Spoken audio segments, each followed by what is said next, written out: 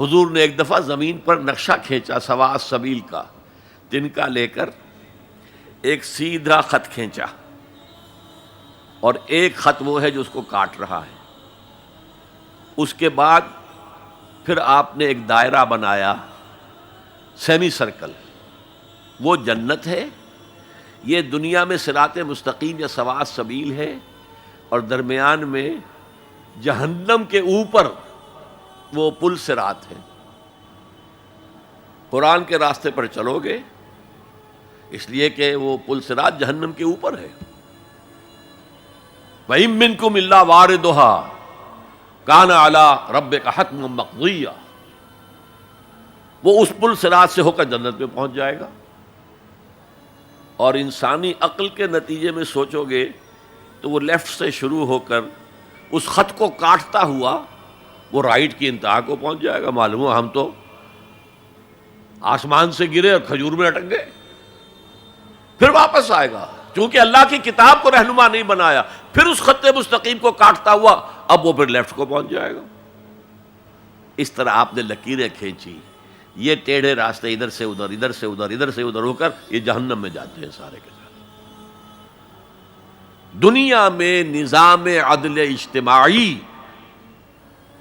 اور آخرت میں جنت تک رسائی، یہ صرف اس سواء السبیل، اس صراط مستقیم سے ہے جو قرآن جس کی نشاندہی کر رہا ہے۔ اب میری آخری بات، آج کی دنیا میں قرآن کا سب سے بڑا معجزہ وہ یہ ہے کہ اس کتاب کے ذریعے حضور نے تاریخ انسانی کا عظیم ترین انقلاب برپا کیا۔ اسی کتاب کے ذریعے کیا نا، اتر کر حرا سے سوئے قوم آیا اور نسخہ کیمیا ساتھ لایا۔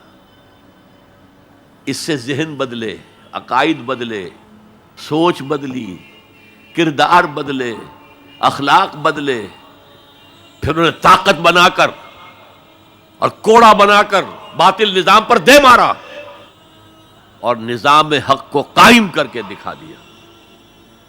اور یہ سارا عمل قرآن کے گرد گھومتا ہے۔ دعوت دو قرآن کے ذریعے سے۔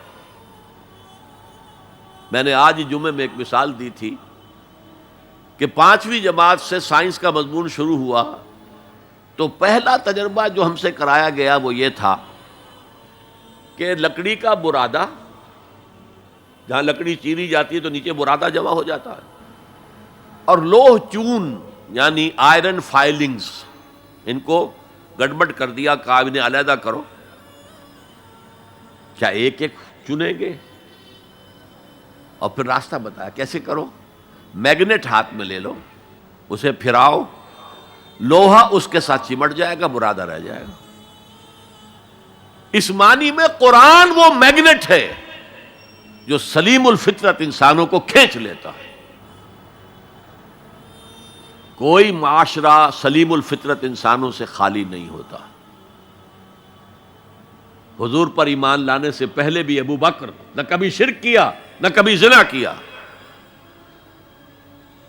حضور کی بعثت سے پہلے حضرت عمر کے بہنوئی کے والد سعید ابن زید کے والد زید ابن عمرو ابن نفیل، انہوں نے بھی کبھی شرک نہیں کیا، کبھی کوئی غلط حرکت نہیں کی، اور کعبے کے پردے کو پکڑ پکڑ کر کہتے تھے اے اللہ میں صرف تیری بندگی کرنا چاہتا ہوں، میں کیسے کروں مجھے معلوم نہیں ہے۔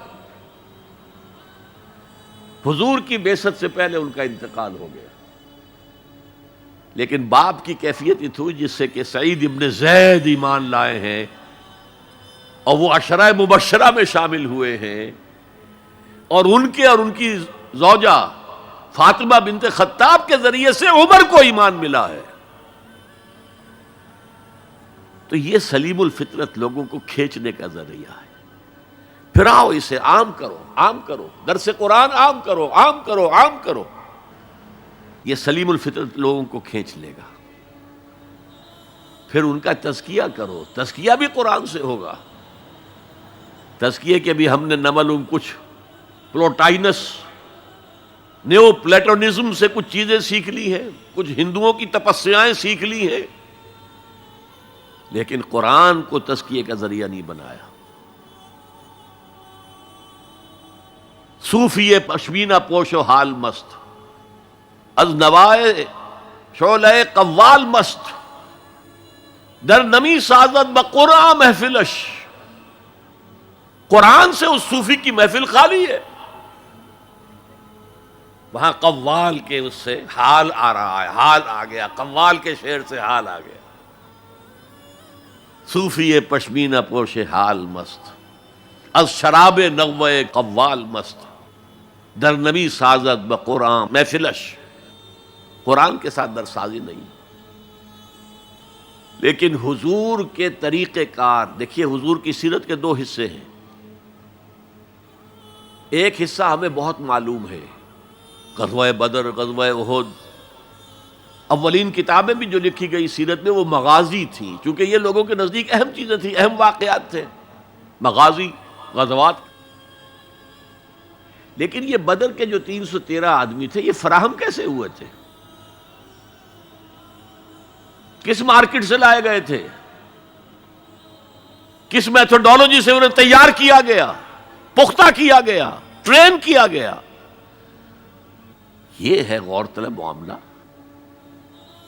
قرآن نے جہاں وہ بات جو پہلے کہہ چکا ہوں، هو الذی ارسل رسولہ بالہدی ودین الحق لیظہرہ علی الدین کلہ، وہی ہے اللہ جس نے بھیجا اپنے رسول کو صلی اللہ علیہ وسلم الہدی دے کر، قرآن حکیم اور دین حق دیا ہے، نظام دیا ہے، معتدل نظام دیا، عادلانہ نظام دیا، سسٹم آف سوشل جسٹس دیا، تاکہ اسے غالب کرے، قائم کرے.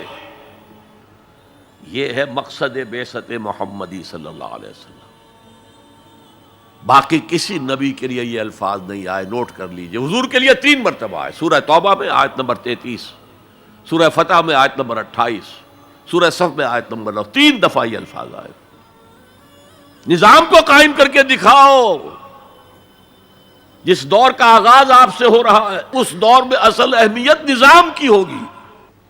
هي الحلقات تحفظني بآيات من القرآن، هي الحلقات تملأني بحب المصطفى العدنان.